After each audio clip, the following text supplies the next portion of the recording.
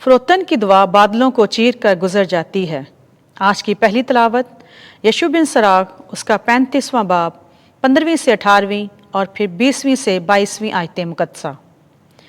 خداوند بدلہ دینے والا ہے اور چہرے کی عزت پر توجہ نہیں کرتا۔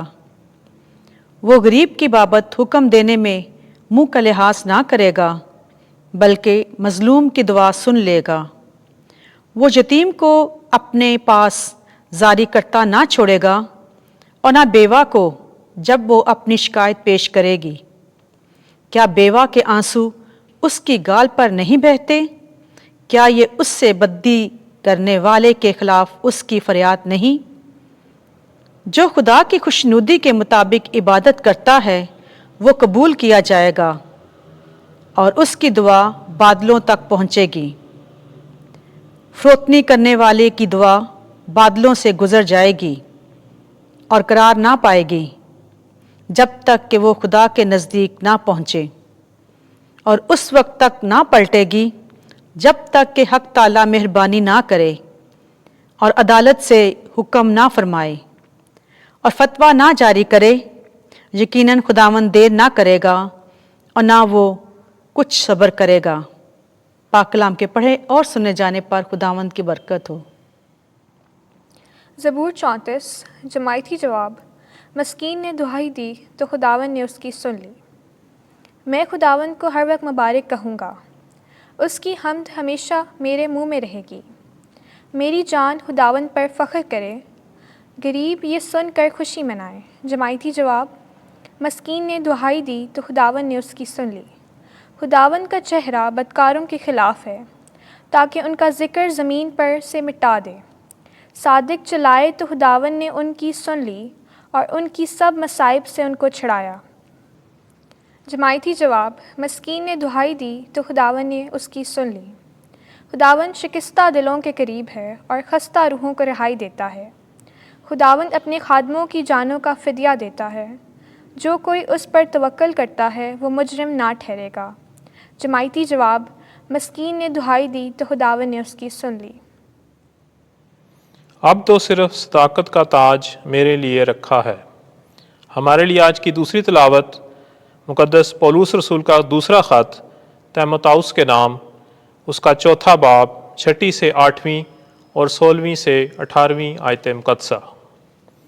اے بھائیو، میں تو اب تپاون کی طرح بہایا جا رہا ہوں اور میری روانگی کا وقت آ پہنچا ہے۔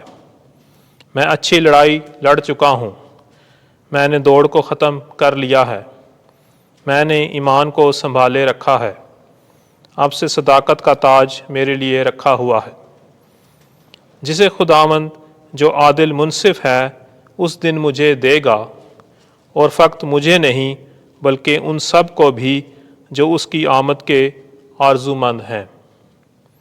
میری پہلی پیشی کے وقت کسی نے میرا ساتھ نہ دیا، بلکہ سب نے مجھے چھوڑ دیا۔ کاش کہ انہیں اس کا حساب دینا نہ پڑے۔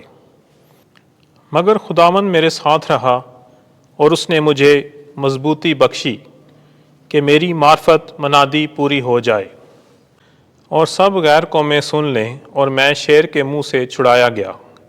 خداوند مجھے ہر برے کام سے چھڑائے گا اور اپنی آسمانی بادشاہی کے لیے محفوظ رکھے گا۔ عبدالآباد تک اس کی تمجید ہوتی رہے، آمین۔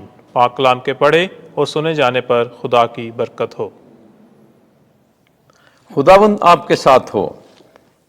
انجیل مقدس لوکا کے مطابق اے خداوند تیری تمجید ہو۔ 18واں باب 9ویں آیت سے 14ویں آیت تک۔ محصل تو خدا کے سامنے راست باز ٹھہر کر گیا، فریسی نہیں۔ ایک دن یسوع نے بعضوں کے حق میں جو اپنے آپ پر بھروسہ رکھتے تھے کہ ہم راست باز ہیں اور دوسروں کو ناچیز جانتے تھے، یہ تمثیل کہی کہ 2 شخص ہیکل میں دعا کرنے گئے، ایک فریسی دوسرا محصل۔ فریسی کھڑا ہو کر اپنے جی میں یوں دعا کرنے لگا کہ اے خدا میں تیرا شکر کرتا ہوں کہ میں باقی آدمیوں کی طرح جو لٹیرے ظالم زناکار ہیں یا اس محصل کی مانند نہیں ہوں۔ میں ہفتے میں 2 بار روزہ رکھتا ہوں اور اپنی ساری آمدنی پر دایقی دیتا ہوں۔ مگر اس محصل نے دور کھڑے ہو کر اتنا بھی نہ چاہا کہ آسمان کی طرف آنکھ اٹھائے، بلکہ چھاتی پیٹ پیٹ کر کہتا تھا کہ اے خداوند مجھ گناہ گار پر رحم کر۔ میں تم سے کہتا ہوں کہ یہ شخص دوسرے کی نسبت راست باز ٹھہر کر اپنے گھر گیا، کیونکہ جو کوئی اپنے آپ کو بڑا بنائے گا چھوٹا کیا جائے گا، اور جو اپنے آپ کو چھوٹا بنائے گا وہ بڑا کیا جائے گا۔ انجیل مقدس کے وسیلے سے ہمارے گناہ معاف کیے جائیں۔ اے مسیح تیری ستائش ہو۔